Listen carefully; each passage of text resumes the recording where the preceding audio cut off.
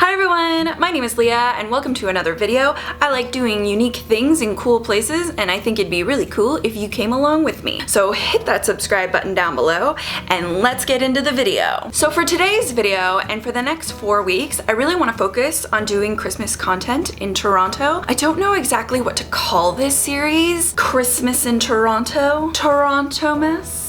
I don't know. We're making Toronto Christmas videos, people. Anyway, so for my first video in this Christmas series, I decided to go to Winterfest at Canada's Wonderland.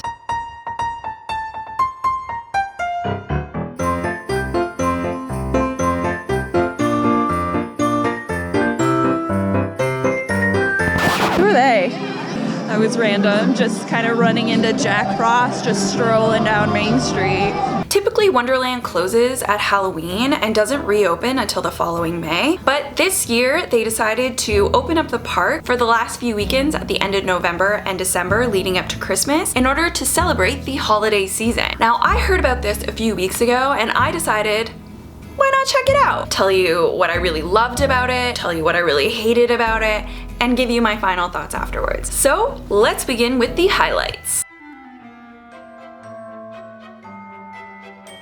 First and foremost, they really killed it in the ambiance department. They lit up the entire park. Not the entire park, but the park that was open for Winterfest, they did light up to the high heavens. They used white lights in the more adult areas. For instance, the lights in International Street were white.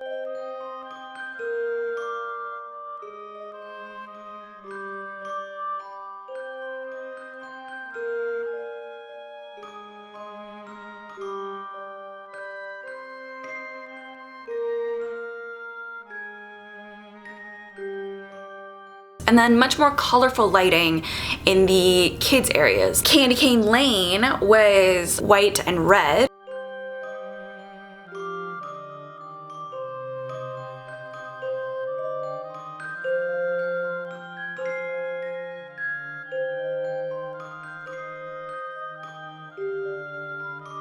And Planet Snoopy was extremely colorful.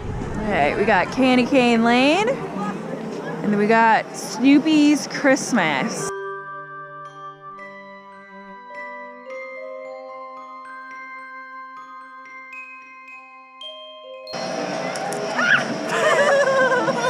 Then the second layer was creating interactive experiences with the lighting. And by that I mean specifically the Carol of the Bells light show. Oh, look how pretty this is. Look at that. Oh, it's so pretty.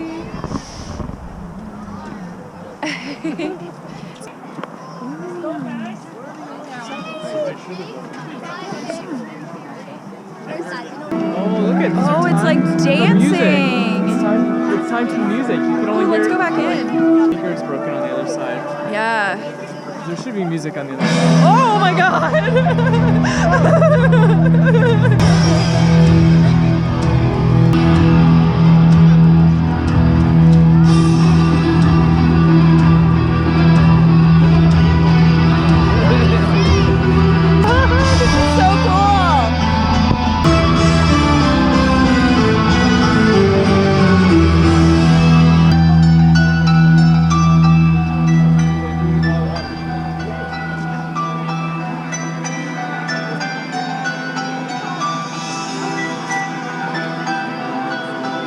This actually doesn't appear on the Winterfest map, but it was one of my favorite experiences. It was so cool to be surrounded by lights that were dancing around you while Carol of the Bells was blaring through the speakers. Then they also thought of the fact that we live in a very social media Instagram age, and they had a lot of light installations that you could actually photograph yourself in front of.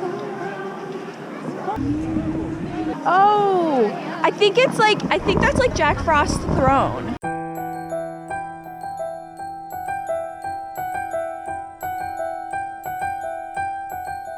You can get a shot in the bell. That's okay. I'm okay without getting a shot in the bell. No, I think that's the main draw here, is just waiting in line to take another photo. It's like one of those Instagram places. Oh, yeah, I think it totally is. I was having trouble figuring out like exactly what was here.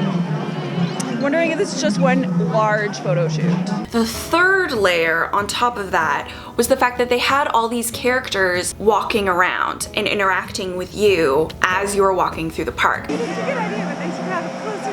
Oh no, it's a meeting. It's a meet and greet. This is where you meet Charlie Brown. He's just walking around. Look at that Scrooge. Nobody wants to talk to him. And it made it feel very festive. It made it feel very Christmassy. And then on top of all of that, there were a ton of different musical acts and a ton of different plays kind of going on. The ones that I happened to catch were the Mistletones. Here comes Santa Claus, right to town, Santa Claus Lane. Vixen and Blitzen and all his reindeer pulling on the reins. Oh, jumping jingle bells! It's so swell that you all stopped by to see us today. The Christmas lighting ceremony that only happens at 5:30, but it also doubles as a musical show.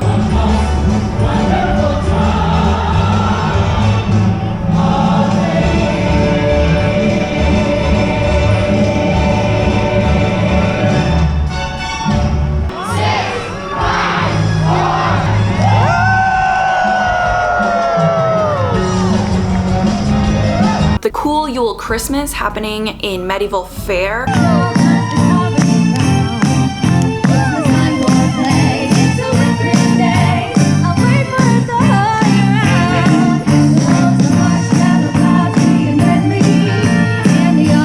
And then they also had a play going on called What the Dickens happening right in front of the Medieval Fair entrance. We are the Winterfest Fountain Players, and tonight we are proud to present you with our very own version of the classic holiday tale, A Christmas Carol. It was Christmas Eve, and carolers can be heard outside Scrooge and Marley's first Federal Federated Franchise Bank. And here's the end.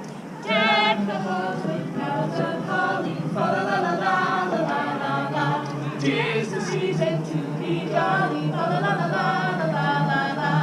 Merry Christmas, Mr. Scrooge. And then the final layer, which to me was almost the most shocking layer, but I guess wasn't really that shocking when you think about it, was on International Street. They turned all of the stores into Christmas themed shops. The Canada's Wonderland store that is right inside the front gate was turned into the Mistletoe.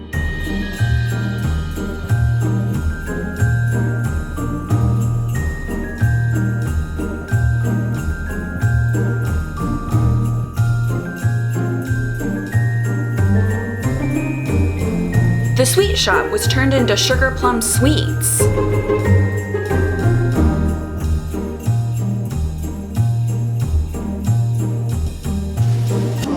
Ooh, samples. Where? Over here? Yum, I love good samples. This is the peppermint pretzel.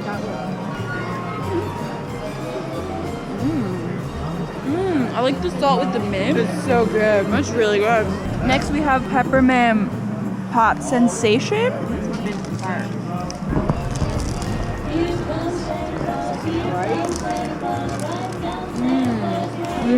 And here we have Yule logs.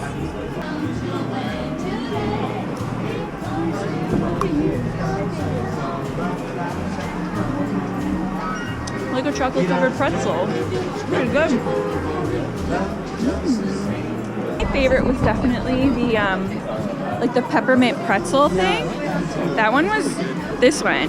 This one's my favorite. It's really good. Having another piece. Don't tell anybody. The Dolce candy shop was turned into Yuletide gift boutique.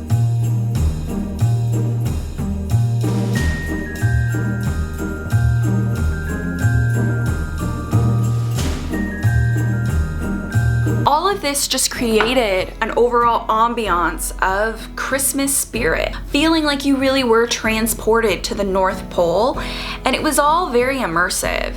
Now for the low lights. So the actual park experience was amazing. My main gripe is with the experience of buying the ticket. I understand it must be costing Wonderland a lot to run Winterfest, but on the other hand, I don't know.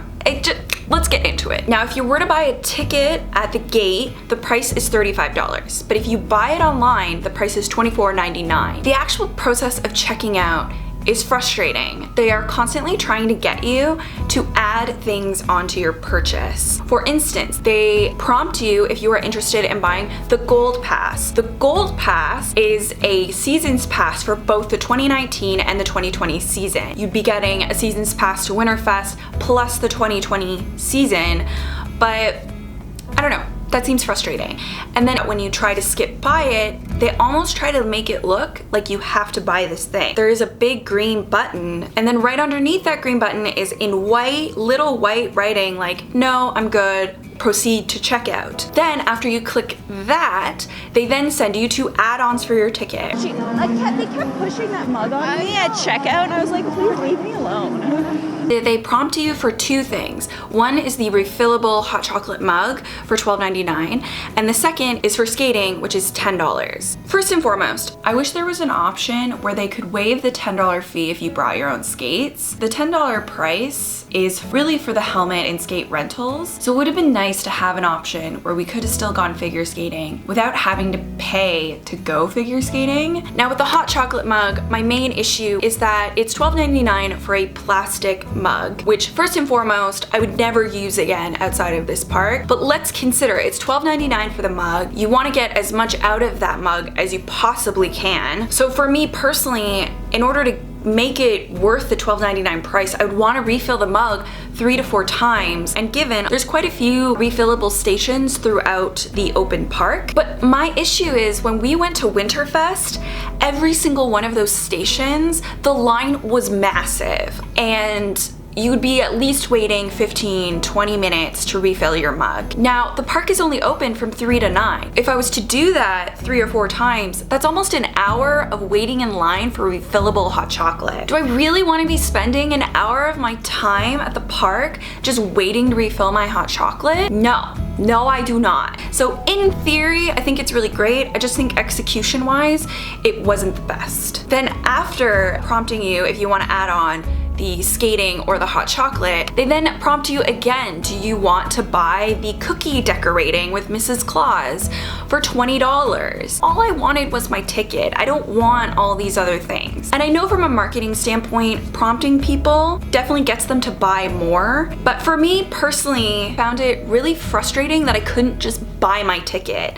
and that they were kind of making it look like you had to buy these add-ons in order to get to buying your ticket, which kind of lead me into the next low light, which is a specific me problem, which is it's clear whose demographic this park is for, and the demographic is not me. I am, you know, a young working woman in Toronto. I'm not their target audience. Their target audience is young families. The other thing is rides. The only rides really open are the Planet Snoopy rides, and then a few rides in Medieval Fair.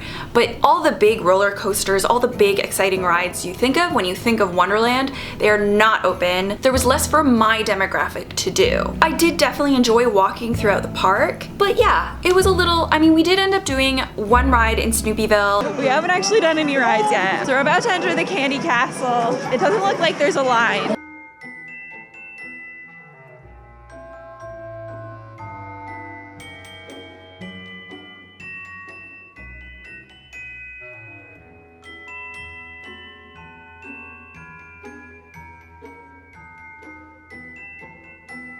Oh, I guess that was it. It was pretty short, but it was pretty cool. I enjoyed it. And when you think of Wonderland, you think of rides. So that was kind of unexpected to go to Wonderland but not really experience a ride. Overall, I think the experience was definitely worth the $24.99 that I paid for a ticket. I definitely enjoyed myself. My friend turned to me and she's like, this was so much fun. I'm finally feeling like it's Christmas time. And that's definitely how I would describe this experience overall. But if you are my age, if you don't have young children, don't expect to be riding rides. Don't expect to be the demographic, because you're not. but you can enjoy yourself while at the park. Ooh, finishing off the night with a nice mulled wine. Right in front of the castle. It's so good. Anyway, that's it for me. I hope you enjoyed it. If you did enjoy it, please give it a thumbs up. If you enjoyed me and you want to hear more, please hit that subscribe button and let me know down below. Have you gone to Winterfest? How did you find it? Do you have any opinions that I didn't highlight in this video that you would like to add? This is their first year putting it on, and I think they did a great job overall. Definitely there is room for improvement, so comment down below. Maybe they'll see it. Who knows? Anyway, I'll see you guys next week. Bye! Me and that guy videoing each other. It's like Inception. Who can take the best video of the park?